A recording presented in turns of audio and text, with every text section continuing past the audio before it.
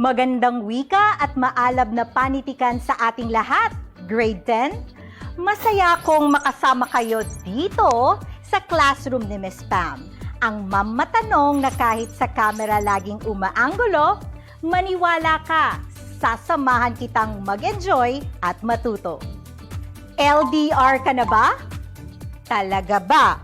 Ang module, papel at ballpen ba ay hawak mo na? Kung gayon, LDG na!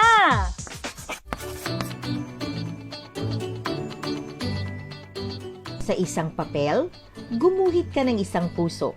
Gupitin ito at isulat mo ang pangalan ng iyong taong tinatangi.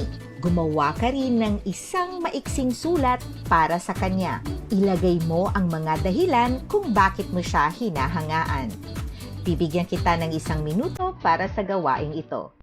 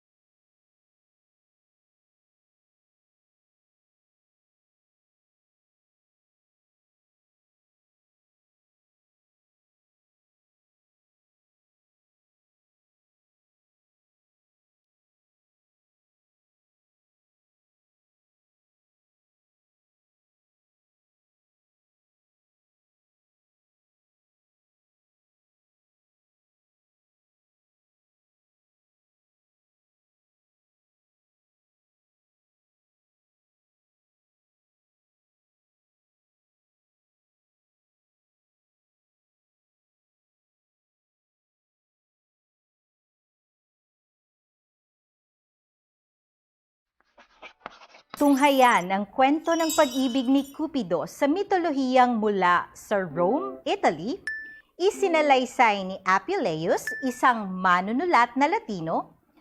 Bahagi lamang ito ng mitong Metamorphoses na kilala rin sa tawag na The Golden Ass. Bago natin sama-samang tunghayan ang mitolohiyang Cupid at Psyche, nais kong pagnilayan ninyo ang katanungang ito. Hindi nga ba nabubuhay ang pag-ibig kung walang pagtitiwala? Grade 10, ang mitolohiyang Cupid at Psyche. Cupid at Psyche. Muling isinalaysay ni Alvin D. Mangawang. Nung unang panahon, mayroong isang hari na may 3 anak na babae. Isa si Psyche sa 3 magkakapatid at siya ang pinakamaganda sa kanila. Sa sobrang ganda ni Psyche ay talaga namang maraming humanga sa kanya. Sinasabi rin kahit ang diyosa ng kagandahang si Venus ay hindi kayang tumapat sa gandang taglay ni Psyche. Ikinagalit ito ni Venus at mas lalo pang nakapagpagalit sa kanya ay ang pagkalimot ng mga kalalakihang magbigay ng alay. Maging ang kanyang templo ay napabayaan na rin. Ang dapat sanang atensyon at mga papuring para sa kanya ay napunta sa isang mortal.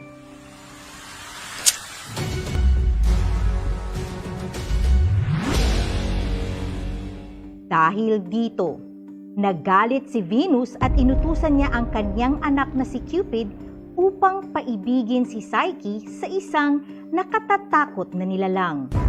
Ngunit ang nangyari ay ang kabaliktaran. Si Cupid ang umibig kay Psyche na tila siya ang nabiktima ng sarili niyang pana. Inilihim ito ni Cupid sa kanyang ina at dahil sa kampante naman si Venus sa kanyang anak, hindi na rin ito nag-usisa. Hindi umibig si Psyche sa isang nakatatakot na nilalang. Ngunit, wala ring nagtangkang umibig sa kanya. Kahit na sobra ang pagmamahal ng mga Ginoo kay Psyche, ay sapat na sa kanila ang nakikita lang nila ang dalaga. Samantalang ang kanyang 2 kapatid ay nakapag-asawa na ng hari. Naging mapanglaw si Psyche sa mga nangyari, kaya Naglakbay ang amang hari ni Psyche upang humingi ng payo kay Apollo, upang makahanap ng mabuting lalaking iibig sa kanyang anak. Hindi alam ng amang hari na naunahan na siya ni Cupid upang hingin ang tulong ni Apollo. Kaya sinabi ni Apollo sa hari na makapapangasawa ng isang nakatatakot na halimaw ang kanyang anak at kailangang tumalima sa kanyang ipinayo. Nang nagawa na ng amang hari ang lahat ng ipinayo ni Apollo, ipinag-utos niyang bihisan si Psyche ng pinakamaganda niyang gayak pangkasal. Pagkatapos mabihisan si Psyche, ipinabuhat ng hari ang anak na parang ihahatid sa kanyang libingan papunta sa tuktok ng bundok. Nang makarating sa bundok na paroroonan, naghintay ang magandang dalaga sa kanyang mapapangasawa. Walang kamalay-malay ang magandang dalaga na ang kanyang mapapangasawa ay ang Diyos ng pag-ibig na si Cupid. Naging masaya naman ang kanilang pagsasama bilang mag-asawa. Mahal na mahal nila ang bawat isa. Ngunit, may isang bagay ang hindi masilayan ni Psyche. Ang mukha ng kanyang kabiyak. Nangako si Psyche sa kanyang kabiyak na kahit kailan ay hindi niya sasabihin sa mga kapatid niyang hindi niya pa nasisilayan ang mukha ng kanyang asawa. Nangulila si Psyche sa kanyang mga kapatid, kung kaya't humiling siya sa kanyang asawa na sana'y makita niya ang mga ito. Pinagbigyan niya naman ito, kasabay ng pagbibigay muli ng paalala. Nang magkita ang magkakapatid, naging mausisa sila sa kanya. Labis kasi ang yaman ng asawa ni Psyche na hindi mapapantayan ng kanilang mga napangasawa. Dahilan ito upang mabuo ang pangimbulo o selos sa kanilang mga puso. Sa pangalawang pagbisita nila ay isinalaysay ng kanyang mga kapatid ang nabuo nilang masamang balak. Tinulsulan nila itong suwayin ang kondisyon ng kanyang asawa. Sinabi nilang siya ay tunay na halimaw at siya rin ang papatay kay Psyche. Kaya upang hindi siya mapatay, kailangang unahan ni Psyche ang asawa. Agad namang nabuyo si Psyche sa sinabi ng kanyang mga kapatid. Sa wakas, nang mahimbing nang natutulog ang lalaki, patiyad na naglakad si Psyche patungo sa pinaglagyan niya ng punyal at lampara. Kinuha niya ang mga ito. Tinindihan niya ang lampara. Dahan-dahan siyang lumapit sa kanyang asawa. Laking ginhawa at kaligayahan ang nag-uumapaw sa kanyang puso nang masilayan niya sa unang pagkakataon ang itsura ng kanyang asawa. Hindi halimaw ang kanyang nakita, kundi pinakagwapong nilalang sa mundo. Nang madapuan ng liwanag ang kagandahan ng lalaki ay tila ba mas lalong tumingkad ang liwanag ng lampara. Sa labis na kahihiyan at kawalan ng pagtitiwala, lumuhod siya at binalak na saksakin ang sarili. Nang akmanan niyang itatarak ang punyal sa kanyang dibdib, nanginig ang kanyang kamay at nahulog ang punyal.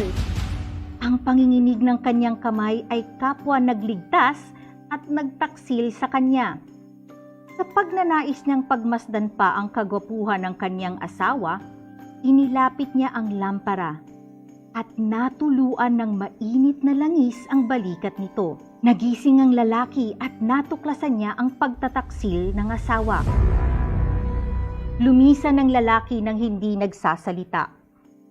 Sinundan ni Psyche ang asawa, subalit paglabas niya, hindi na niya nakita ang lalaki. Narinig na lamang niya ang tinig ng asawa. Ipinaliwanag nito kung sino siyang talaga. Hindi nabubuhay ang pag-ibig kung walang pagtitiwala. Wika niya bago tuluyang lumipad papalayo.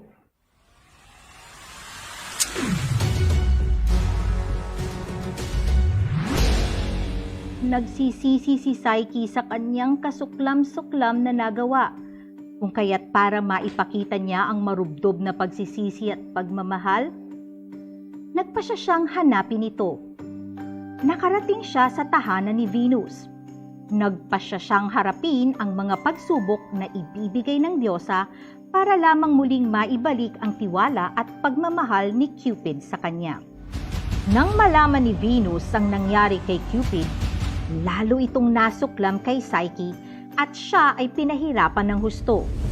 Matapos mong saktan ang aking anak, hindi ganun kadali na patawarin ka.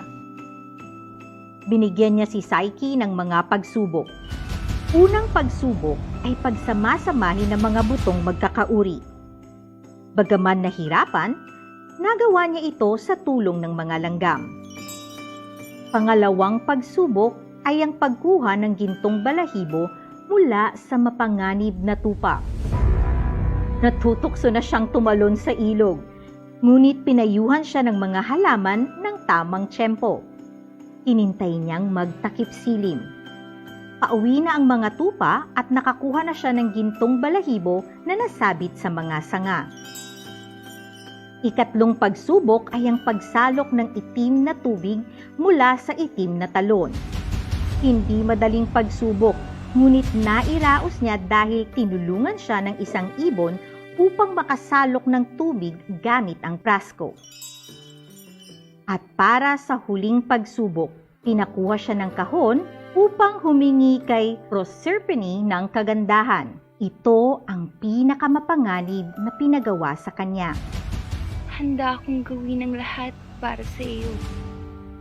Ngunit, kagaya ng mga naunang pagsubok, ay tinulungan siya ng isang tore na makapunta sa kaharian sa ilalim ng lupa, sa kaharian ni Hades. Nakakuha siya ng kagandahan, ngunit natukso siyang buksan ng kahon upang kumuha ng kaunting ganda para magustuhan muli siya ni Cupid.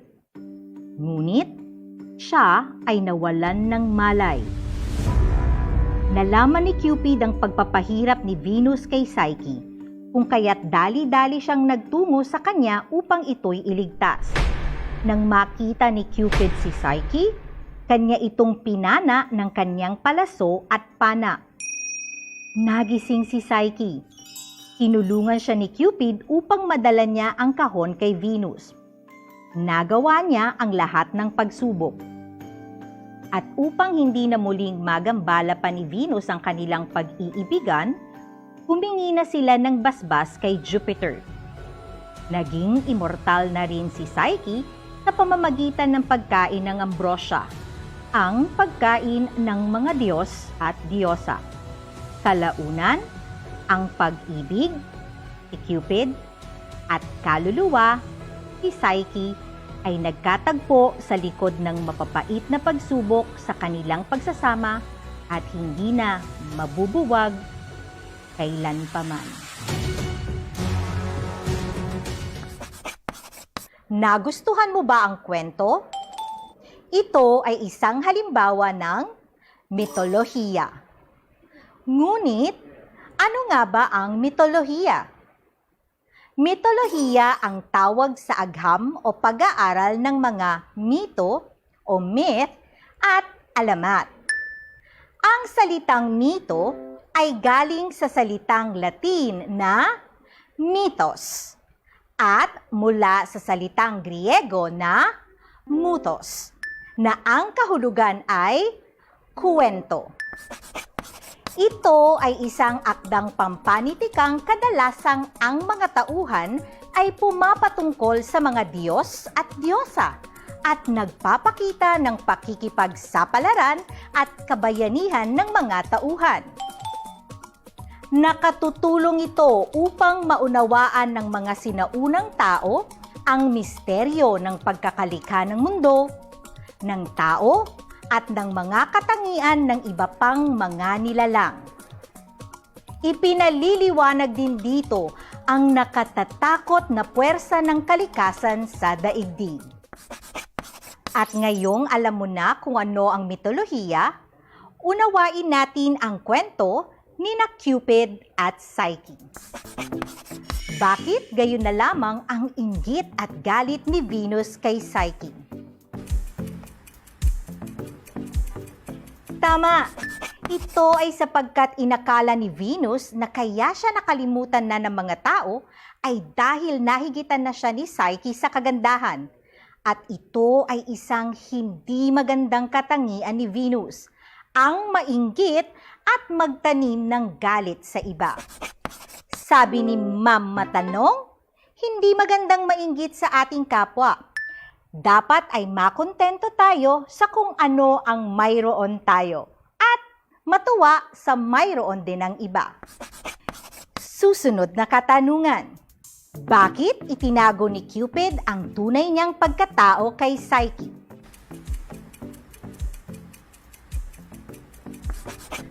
Mahusay! Hindi lamang upang sukatin kung mamahalin ba siya dahil isa siyang Diyos, nais lamang ni Cupid na matutong magtiwala si Psyche sa kanya bilang asawa. Sabi ni Ma'am Matanong, hindi magandang maglihim sa ating mga mahal sa buhay. Pagamat may mga dahilan tayo bakit tayo naglilihim, isa pa rin itong paraan ng pagsisinungaling. Tandaan, ang pagsasabi ng tapat ay pagsasama ng maluwat. Grade 10, nais ko sanang tignan nyo ang mga sumusunod na pangungusap. Basahin at unawain ang bawat isang pangungusap. Hindi niya lubos maisip na dahil sa kanyang ginawang pagtataksil sa asawa, siya'y magiging labis na malungkot. Naging mapanglaw si Psyche sa mga pangyayari. Ipinag-utos niyang bihisan si Psyche ng pinakamaganda niyang gayak pangkasal. Nang araw ng kasal niya, tila nawalan ng saysay ang kanyang trahe de boda dahil maipakakasal lang pala siya sa isang nakatatakot na halimaw.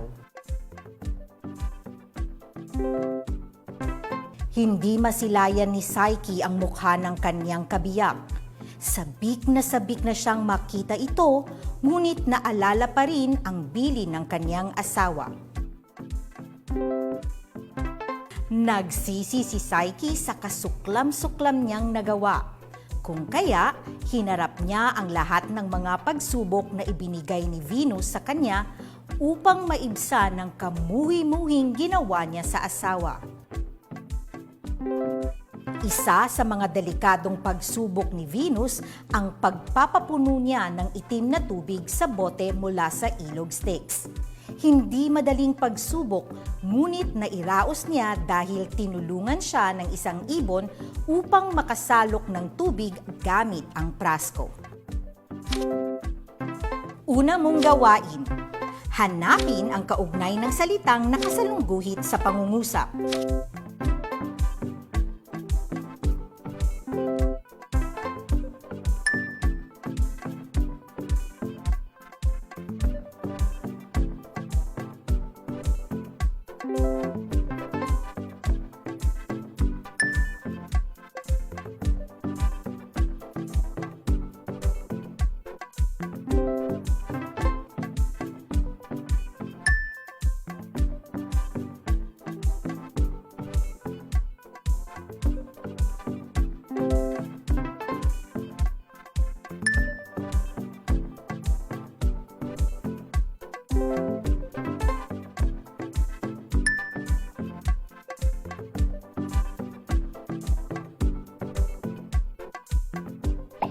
Ganito rin ba ang iyong mga sagot?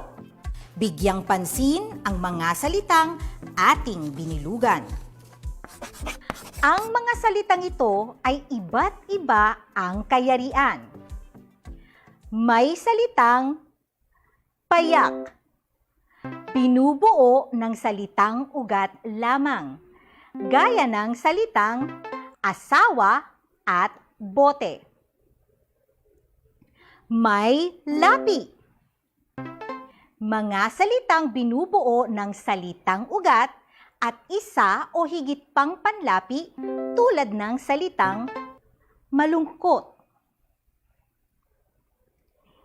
Inuulit. Ang kabuuan o isa o higit pang pantig sa dakong unahan ay inuulit. Halimbawa nito ay kamuhi-muhi. At tambalan. Binubuo ng dalawang salitang pinagsasama para makabuo ng isang salita. Halimbawa, gayak pangkasal. Kayang-kaya, di ba? Para mas masanay ka pang makilala ang kayarian ng bawat salita, gawin natin ang pagsasanay na ito. Handa ka na ba? Kilalanin natin kung payak, may lapi, tambalan, o inuulit ang kayarian ng mga salitang may salungguhit sa talata. Sa isang malayong kaharian, naging matunog ang pangalang Psyche. Si Psyche ay hinahangaan ng lahat ng mga tao sa kanilang bayan dahil sa kanyang angking kagandahan. Karamihan sa mga kalalakihan ay hindi maiwasan ang pagtingin sa kanya. Maging ang iba pa niyang kabayan ay hanga rin sa kanya. Bagaman maraming humahanga sa kanya, wala namang nangahas na siya'y ligawan at maging asawa. Kahit sa anumang parte ng mga bayan-bayan ay wala ni isa. Kung kaya humingi ng tulong ang kanyang ama kay Apollo upang magkaroon na siya ng asawa. Iminungkahi niyang siya'y makapangasawa ng isang nakatatakot na halimaw. Agad namang tumalima ang hari kung kaya kinaumagahan ay nagbihis na si Psyche upang siya'y ikasal.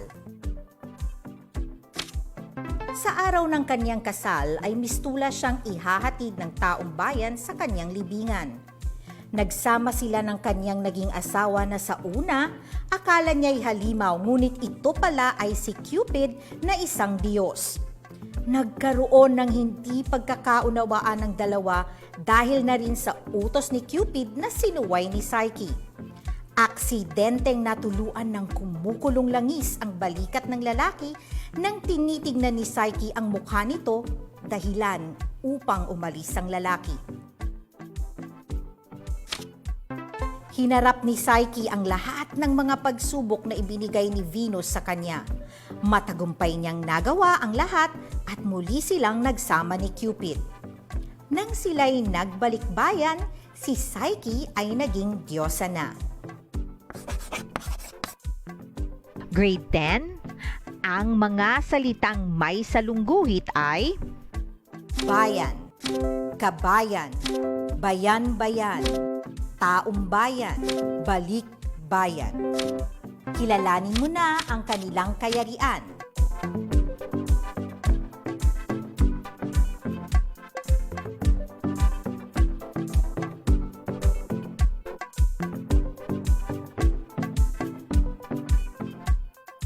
Ganito rin ba ang iyong naging sagot? Aba, tignan mo, nagawa mo ng tama, di ba? Binabati kita. At iyan ang ating tampok na aralin para sa inyong self-learning module sa Filipino 10. Huwag mabahala sapagkat sama-sama tayong matututo at uunawa.